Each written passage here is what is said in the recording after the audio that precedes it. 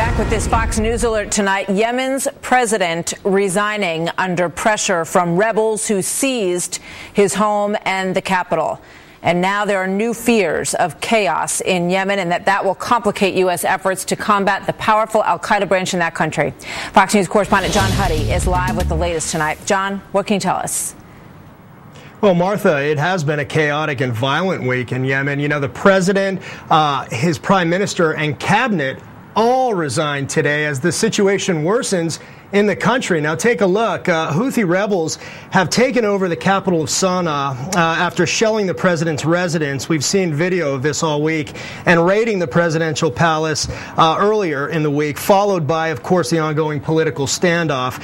Things seem to be calming down when there was word yesterday of a possible deal reached between Yemen's president Abed Mansour Hadi and the Houthis, but that fell apart, as we obviously are seeing now, as the rebels pushed for more governmental power, and also they were pushing to rewrite the country's constitution. Now, U.S. officials obviously are following all of this very closely because Yemen's president has been a key ally, as we've been talking about, of the U.S. in the war on terror and the battle against al-Qaeda in the Arabian Peninsula, which operates out of Yemen and, as you may remember, took responsibility for the Paris attack. And although the Shiite Houthis are opposed to al-Qaeda, even fighting them in Yemen, the group is also opposed to the U.S. and is said to be backed by Iran. And we're getting word from the U.S. State Department that the U.S. Embassy in Sana'a is starting to reduce its staff. So really, Martha, the concern at this point is that all of this will trigger even more volatility in an already unstable country. So a very fluid and dangerous situation. Chaotic, Martha. And it's such an important place. John, thank you very much. So the instability that you're hearing about here in Yemen throws Guantanamo Bay, because nearly 2/3 of the remaining detainees there are from Yemen. Fox News Chief Intelligence Correspondent Catherine Herridge joins me now. Catherine, good evening.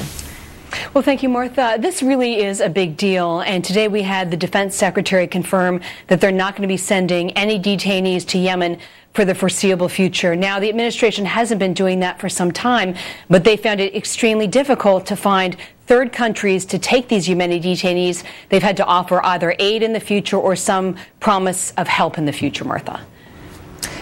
So, Catherine, where do we go from here? I mean, you know, in terms of Guantanamo Bay, it seems the president wants to basically eliminate the numbers there through attrition. And where will they go?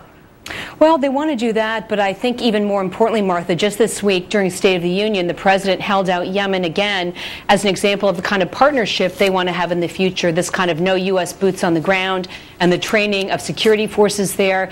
We've given Yemen a reported $1 billion, and with a wink and a nod, the government in Yemen has allowed us to carry out the drone campaign by the CIA and the Defense Department, and there's certainly no guarantees tonight that a new government is going to allow that to continue. No, I mean, and if there's a vacuum of power there, and you've got al-Qaeda and ACAP fighting with each other in Yemen, you've got all of these opposing sides, the Houthis who are backed by Iran, you know, it just leaves such a vacuum in such an important place, does it not?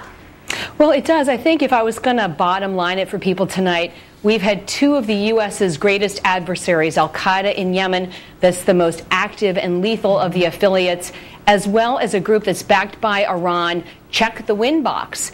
And that's important because what we're seeing is al-Qaeda in Yemen has greater ability to plot, to train, and then also Iran has been able to extend its influence in the region, as Liz Cheney rightly pointed out at the top of the show, now with influence in Yemen, also in Iraq, also in Syria, and to a lesser extent in Lebanon. So you got two adversaries checking the win box tonight. That was a huge point that she made about four places in that Iran is having great influence now in the Middle East, and that consolidates a lot of power for them. Catherine, thank you very much. You're welcome.